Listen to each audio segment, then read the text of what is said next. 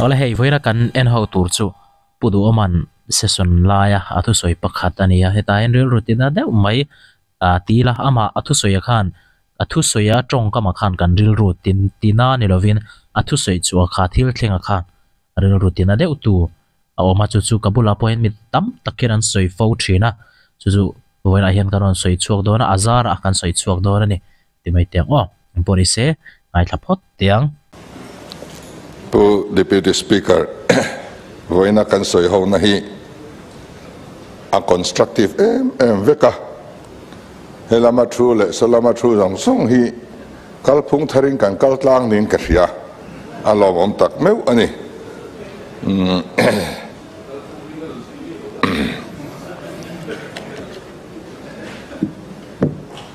British Sina min apply khan mol teu ni rang tur khan min dua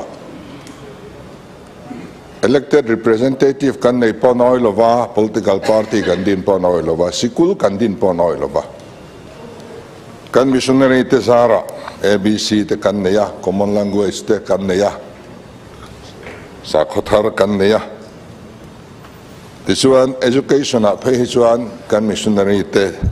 ming lam tel lovin asoi thailo thluk ani tisuan Mizoram education alom lai khan atira khan kan district council khan a education budget kha ko thana hlan top ani mai tichuan kha sum mang khan ko thanin zir nai ain kolta khati lai zir ti tu te khachu ko than mi uluk takalak vek an nia tlang pui thun ko than upa an ni deu veka ko than upa ponom na khwa ko than secretary an ni deu vek ani chuwangin zir na kan nei chhodan kha aro pui ma single teacher lir an lania kan theve phaka timing poi om lo reng renga an local hun ka tran hun ni maya ral khada train local kan mu chuan kan lo awa kan local khoma ti chuan min mut thuk san le kan vai in kan nin hleya tiang kha ania then khat se chen chang che me manau po chung te nau om chung tein sikul an ron kal thina kan hun lai chuan pu deputy speaker kan khua po Paul thum examination center hi om lo ni mi khua ladeva Paul thum exam turin kan lakal ni tiang chunia ti chuan hun lo rei tual tuala zirna ko thana in nuk dok tual tuala sarkar aron rol thuk tual tuala ti chuan sarkar sikul alo tam ta lo sang zok kan pa qualification thazok nei te kan ruaya kan result ro se cheta tual mai ni English medium ma lo tlem te answer tena result an nei ang po lo tam zok nei ten an nei thei ta tlat lo maya ti chuan kan zirti tu te nge po hian an mani skula hian an fa ten kaltir du tamang lo ani English medium school ate an kaltira kumtin hian nau pang omlo wanga school close om chota zela chuwang chuan education a hian kan fail ti hi voina hian kan pom ngam tura kangai chutiang chu kan ram din hun alo ni ta ti chuan kan din mun luya kan le me ka ko ran school kan war thar le a English medium school kan war thar le ta ani ZPM hian mun thluk takin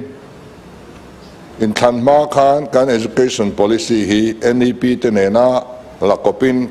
kan research uinga mi ten an duanga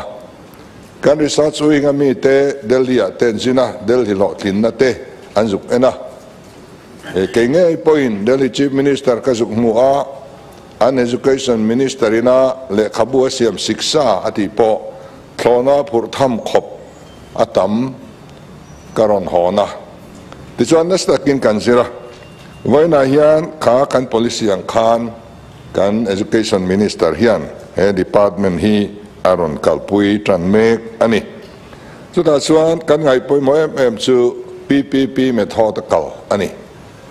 sarkar sikula chuan zungol veipo kan ban tak tak ngam lo punctuality po om tak tak lo hei tu na kan an tum thang le ani maya ti chuan kan result chu soi lo ani a chu wang chuan heng English medium school kan ti te Kokran school kan ti te administration le management thazok dai transfer le posting problem po nei velo board ina management committee ina an ngai tua zirti tu an lak po an fa te zirti tu tur uluk takan lak transfer om velo ten mi thalo chon ban mai khami management kha sarkar hian kan phahau lo wani ezep thu om lo chu wang chuan kha management kha varin chan ve kan dwa English medium school te Kokran school te an om dan pa ngai kalin financial support pack kan du ani PPP method kalpui kan du a chu ti roli sarkar school kha kan lam che don lo thei to pin sarkar school te ti that kan tum don thowa ti chuan heng Kokran school le English medium school la fee te hi ti niam kan du a sarkar na suma atan pui na na chuan fee chi sang po ti niam turin kan be sei dona mi har sadeu chung kwa te po sikul tha an lu theidan kong aloin hon kan du ani ten transfer and posting a kan buai zia te kan thria a rationalization te po kalpui ani to thina hlo tling lo ti kan thria a chu wang chuan azong zonga nilovin thingtlang kil khor mi ten anom du lo na transfer tam ngot mai ngai tua an phet le sek na tur mun ang bik hi chu identify la hetai chuan an dam chunga thok du tur da top mai lang non transferable post hi siamangai ni hi kan tibok ani chung te po chu khang khwa te a khan har sat na an to lo na turin ti ani a tampo angai ari nom lova ten je te tu quarter kan nei lo awangin e hausa hian je te tu quarter sakna tur sum da tur hian ka au jing to lu tu kani to na hian engwai nge kan je te tu ten po sa nom lo kan ti chuan anom du lo ni lo in lua turan mu zo lo ni chu tiang chuan i tlat awangin kan thayang tok in kan biala ti chuan kan fan mang ten je te tu quarter te kan sa a chu hrenangin tu na hian po deputy speaker je te tu quarter sakna tur hi cheng bible se som thum pakhat le nuai som nga kan da fel to ani hei hianin enge moza chu min chok to donin kan ria a ten heng na thok tu te reng hi an bil an lang main an thona headmaster mo principal mo ina completion certificate assign lo chuan bil kan pelawang kan hun kal to an headmaster te principal ten work order copy an mulawa DPR an mulawa enge tho turan hrelowa amount pon hrelowa bil an lak don in eng mai nam noi theinan nei lowa kha thalo em ani khatiang kalphung lui kha tlan sanin tuna chuan headmaster le staff ten an sikul tur chu thaneman ngai em vek ani a chiang tian hlaw vek chumi te in rol ve theina chu tuna hian kan hon sak dona chung te ne na tlang chuan anin bil pe tak ani lo an ti kha chu kan pe don lo chu wangin thatakin an satur ani ringot mai ani nabat atanga lon kan lak zo zai apung ne na kan rul le la ngaya sikul kan sak zong te kha atakin sikul sak nan changseng voina hian building thatak tak tam tak kan nei to tur ani ten chu ba ka chuan library le computer pek na tur a thlonin khua zati samthum pasari ami tur tunai hian finance ministry ami mal takin e hi chu kan lo du sak veng che CMO atangin in lo boy pui mai don nia min ron ti a vaibel se somnga le panga z min ron pe a chu ta chuan first installment vaibel se somni pasari le tlem tunai kan dong fel der to ani chu election puan ma second installment po himin pek andua tran kan han lawat wat ani ten three language formula hi kan ngai poimo dona mizo trong sap trong hindi an poimo tlang vek ani phaya tele khan zira degree thatakan ron hona mizo trong le khaziak an thiam lo whatsapp pon type dik thailo khatiang kha adik tur ani lo chu wang chuan he trong pathum hi inang renga kan man anga yin kan ria ani tiang tu chuan heng hi buat sai an ni chho anga ten har san na hi kan nga khop maya tuna hian kan har san na lian tak chu vacancy kan nga lutuk khini sarkar ina post fill up aron khapo hian health le education is aron exam tlang pui thina chuti chung chuan tuna hian vacancy atam lutukani vacancy atam na sa a zirti tu le naupang ratio achiat pha building a chebok sia chuti chung chuan competition a kan tling thailo kan tia kan education department kan mo puwa kan student kan mo puwa voina kan facility nei atang hian competition a tling tamchi kan nilo hrim college traber pola ngai researchip college te po A grade ningat minimum teachers po kan nei phak lo tu na khian kunga lo ra langa kan A grade ni nei kan hlau lowang sti kan soi theilo chutiang khop infrastructure le facility che chung noya chuan kan thleng sa ngot zok ani chuwai sarkar hian mo kan phur ti tur kan nei atam theyang ber vacancy te po hi no kha kan tum angaya ten pakhata chuan zirti tu atana lak zirti na da thok lo an tam lutuk nan teaching staff kan nga lutuk kan doctor ho te po hian ni doctor na thok lo office au man tam lutuk kan in dai lo kan tile si chuwang chuan heng hi kan en felang zirti tu turalak na na chuan zirti turani yang office akan na touch fawang doktor chuan doktor na thokro se office na ni lovin chutinga kan kallo chuan kan fu thei lowang ten political interference atam na ber tejing amian yang education department hi political qualification awanga lak hi antam lutuk hey hianin tuna hian har satna min thlen mek ani a ei chu zebrual ani lo qualify lo te po kan la du zela thil kan ti du chuan rules te po kan relax du zela chu chu boina hian kan tuar chho te zel ani ten school upgradation vote zon na kan mang thin te hi phurrit ani ngoro loko ngale chan veria kan so zu kan seizo ti lo lo don mi niang wale in Thandon nai November thapiang maya school thanem tok tak mai han upgrade put mai thin te hi a alang reng mai an ti chan kha min mangai wang po hi ni lo chakai kan chia ai ota kan ei du mia lo kan zuk da chakai tui ti zong kan zong chakai kan mangai wang ni lo chakai man kan du wang ani so wang so heng politic ai ota nia anwa kan tuar lezel kan hindi teacher ho te kha voina hian kan lavaka chunjong le thei si lova in thlang le do na kan chul chuak in ni kan thin te ni ke ni kan sarkar chuan an ti ni lom ni kha ma se eng man ti kan thlen le ne ti hian aral ringot mai ni tiang che hi om to lo ram selangin heng hian ram hi I ati kholo ani chuwang chuan heng ai kal kan ti te po a chuti thu ta han chin fel te hi chu a har fu mai theye amaro chu kan ram hi bel a voi ni khat han chuan no fai lo te chu no fai a har lo a kum maya no mia lo mai kum nga chung no mia lo te han no fai tur hi chuan in hun te po he du rei ve ni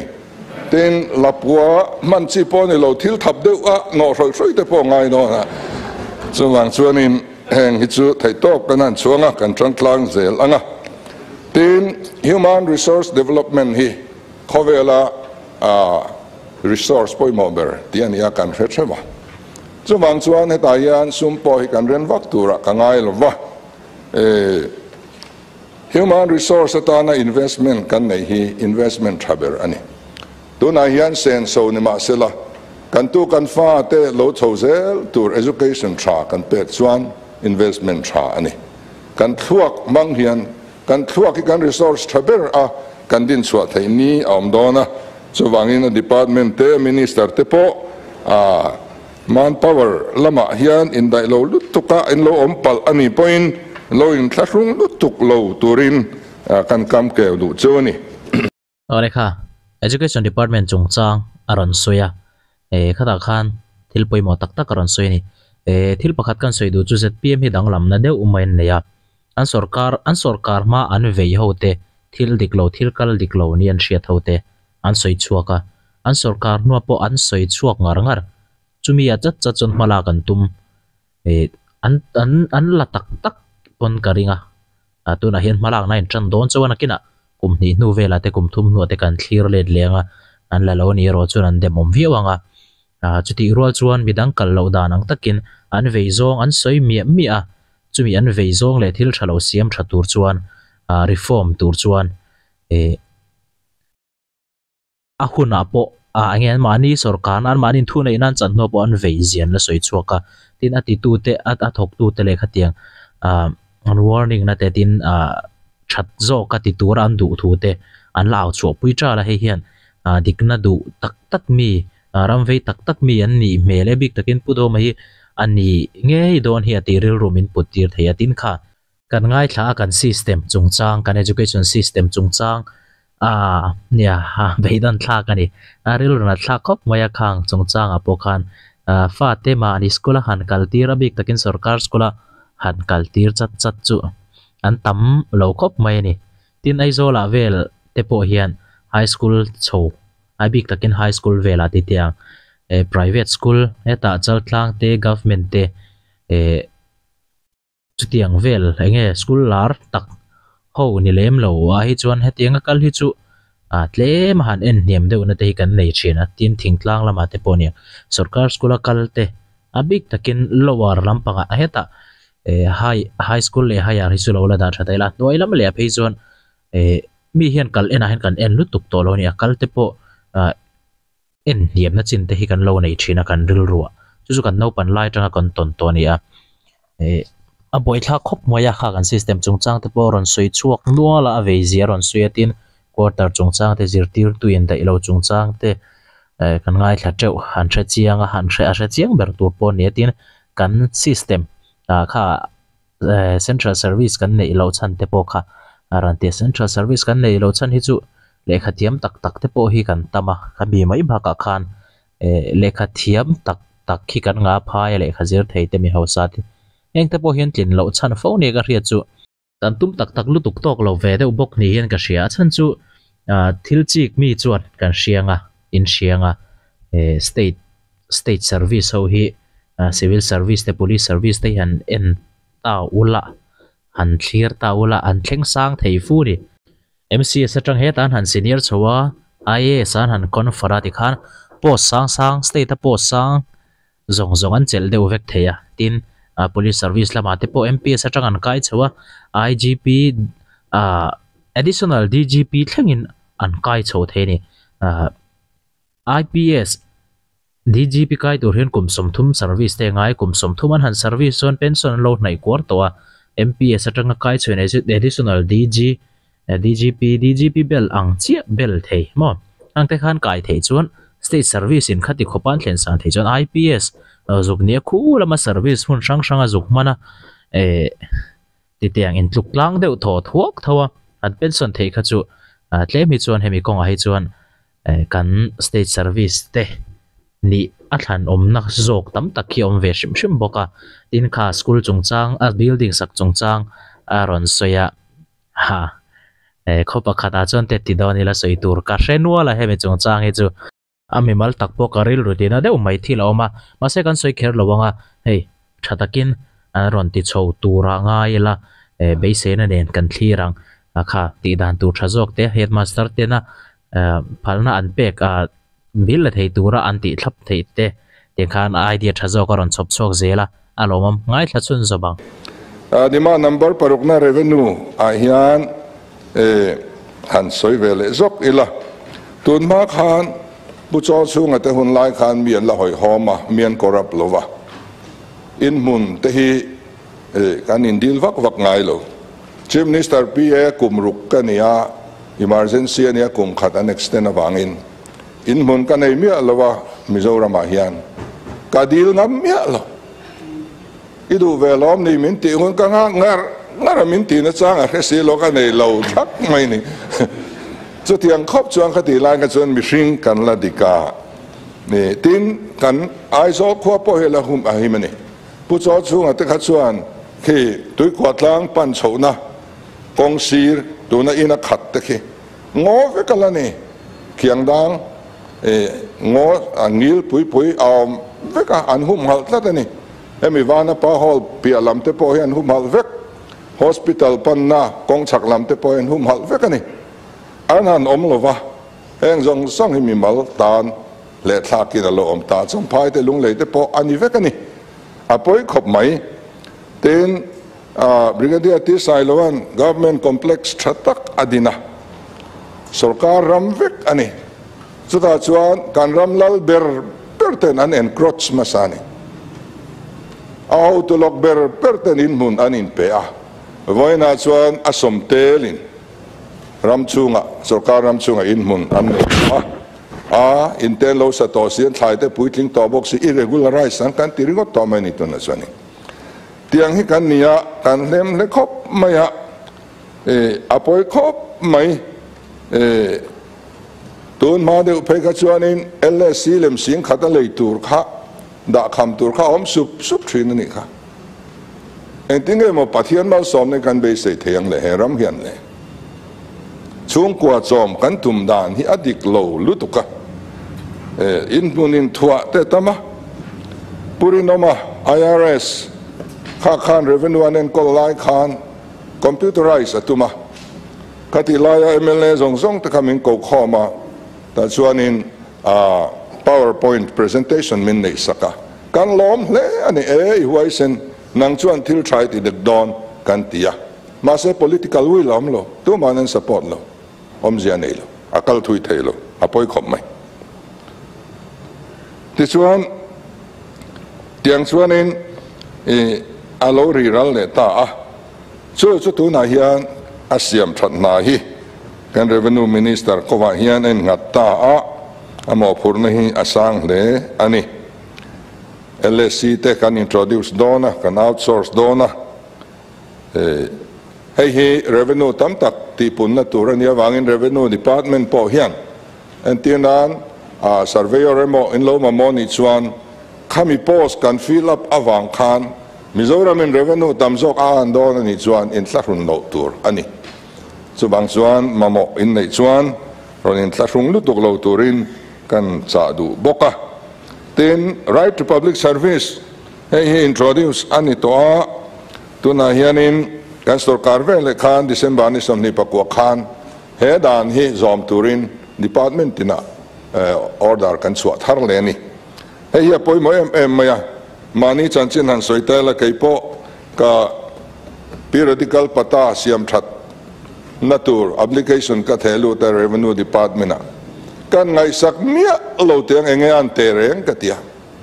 kung khat nu ka han ngai saka aom na ngai lo la omani MLA deal na po khatiang ani chuan mi pui mi mir ta na office door a har tur zia hi ka ngai tuani a chou lam mangai chuk lam mangai thing pui so ngaya tiang hi kan ni ka Zahthlak kanom dani so wang chuanin right to public service te hi kan ma mo ngoi he kan enforce don ti lui kan ngai thil tha ti tur hian ti lui kan ngai pathian kan lau si lo suala piang min khongai kan ti boxi ram huai kan lau to boxi lo sarkar tal kan lau lo chuanin kan tha thei don lo ten in mun han LS ya 40% sarkar han ti po hi anga minister ngai dani ka helwar on soisela a true lo de mangai ngai tu tha ngai ekati dewa ke chuan sarkar atak ta hena lut lo heng ta hi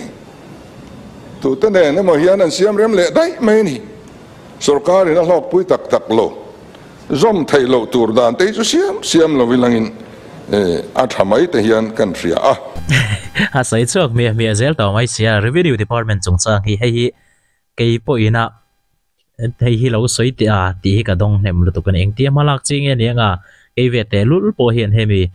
โซนให้กระดงเนี่ยเชียนครบไม่เป็นปุ๋ยเทนัดเตะเชมีโลโมติเตอินหุ่นเตะตัวโซดโลลุตุกเตะกัลโซดโลบิกลุตุกเตะ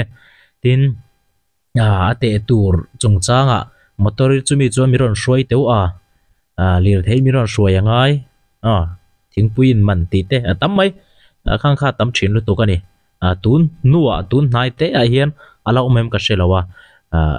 ตุนมาชวนติเตะตุนมาเมปนเราหุ่นไรเราเตะกัลตาโปคันเตียงเฮียละเชงเนมมารูกนั่นเตะน่าวที่ไม่เตะPH department เตะโปอันยังตั้มลุตุกแข่งเฮียเชงเนมลุตุกันนี่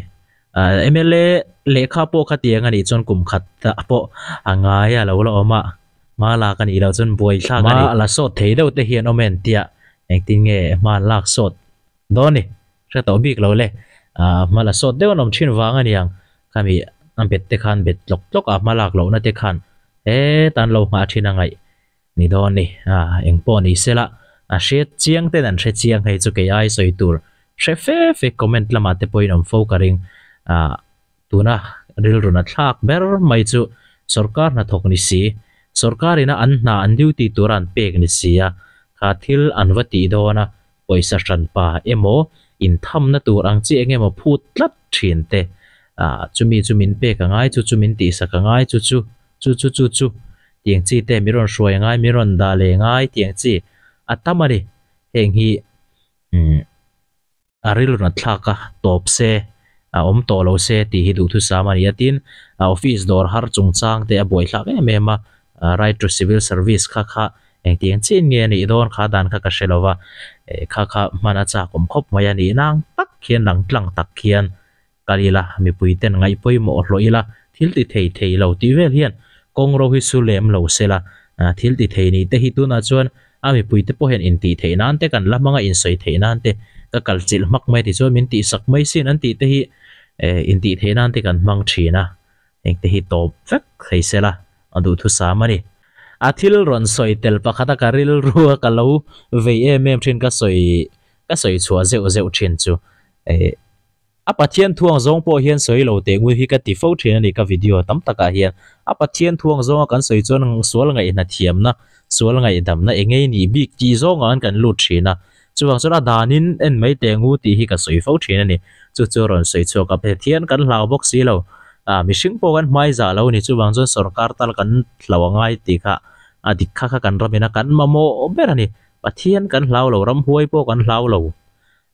มิชิงโปกันไม่จ่าช่วงเราจู่ว่าจนด่านสรการตัลฮิกันลาวง่ายจู่มินขัลงิลเทตัวมชุนนี่ที่สับลายnumbers of some pasarina in kan kai li anga weight bridge jungchang kei point ka au pui jing lu tuk atharei thailo amang tu tenan hol sezel enga tinge kudam liana posting anin chu huai mania dan revenue minister hi department jinga hianin Budam lian en kol thei weight bridge ti chelo tur mi Pianthar pathian tri inei lo mi den tal chuanom lo mo ka ti hei kan vei siam that kan du amun pu trai ron dik lo sa vai hovin an ron phura dik mai ni Pianthar lo hovin tharau mi hovin kan la chonga asot lat zel so wang chuan in hei siam that angaya so wang chuan weight bridge te po heng tinge kan ti don kan privatize don nge ka the thiam lo kan thin lung hi dik phot mai selangin nu pakhatin buban fai thenom nu ta le ya a hona an buka ke ji khata lo thing lo ava complain a thiani buban fai ke ji khata thing reng lo ni tak so va poi vele idora dal ke ji khat ka le kha buk dan ka ma lo mo le ti khati ton vek khatan nia so wang suan buk nei chu ti dikra mitum tengu in khom thra tak rama chu doi tin dik pakhat po om lo ringot